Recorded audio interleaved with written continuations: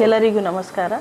ತಮಗೆ ಗೊತ್ತಿರೋ ಹಾಗೆ ಉತ್ತರ ಕರ್ನಾಟಕ ಭಾಗದಲ್ಲಿ ಕಲಬುರಗಿ ಜಿಲ್ಲೆಯಲ್ಲಿ ತಾಪಮಾನ ಬಹಳ ಹೆಚ್ಚಾಗಿದೆ. ಇತ್ತೀಚೆಗೆ ದಿನಗಳಲ್ಲಿ 42 ಡಿಗ್ರಿ ಸೆಲ್ಸಿಯಸ್ಸಿಂದ 45 ಡಿಗ್ರಿ ಸೆಲ್ಸಿಯಸ್ವರೆಗೆ ಬಹಳಷ್ಟು ಕಡೆ ತಾಪಮಾನ ರಿಜಿಸ್ಟರ್ ಆಗಿದೆ.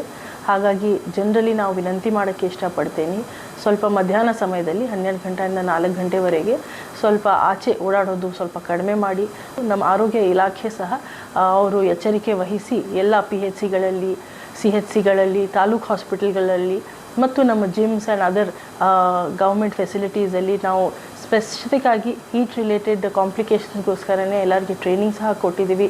ಹೀಟ್ ಆ್ಯಕ್ಷನ್ ಪ್ಲ್ಯಾನ್ ಏನಿದೆ ಎಲ್ಲರ ಜೊತೆ ಶೇರ್ ಮಾಡಿ ಅವ್ರಿಗೆ ಟ್ರೈನಿಂಗ್ ಕೊಟ್ಟು ಪ್ರತ್ಯೇಕವಾಗಿ ಬೆಡ್ ಸಹ ರಿಸರ್ವ್ ಮಾಡಿದ್ದೀವಿ. ಆರೋಗ್ಯ ಇದ್ರೆ ನಾವು ಮುಂದೆ ಇನ್ನೂ ಚೆನ್ನಾಗಿ. This video is sponsored by Max Multi Speciality Hospital, 24/7 emergency trauma and critical care center with advanced services located at Hagarga Circle, Ring Road, Gulbarga. ಕೆಲಸ ಮಾಡಬಹುದು. So it is my appeal to each and every citizen of Kalburgi to please take care of their health. The government mechanism is equipped. Taluk ಮಟ್ಟದಲ್ಲಿ ಇರಬಹುದು, health department ಇರಬಹುದು, ಪ್ರತಿಯೊಬ್ಬರು ನಾವು ಸಜ್ಜಾಗಿದ್ದೀವಿ ತಮ್ಮೆಲ್ಲರಿಗೆ ಸಹಾಯ ಮಾಡೋಕ್ಕೆ. ತಾವು ನಿಮ್ಮನ್ನು ಕಾಪಾಡ್ಕೋಬೇಕು. ಲೈಟ್ ಕಲರ್ ಬಟ್ಟೆ ಹಾಕೋದು, ಕಾಟನ್ ಬಟ್ಟೆ ಹಾಕೋದು, ಅನಾವಶ್ಯಕವಾಗಿ ಓಡಾಡೋದು ಸ್ವಲ್ಪ ಕಡಿಮೆ ಮಾಡಬೇಕು.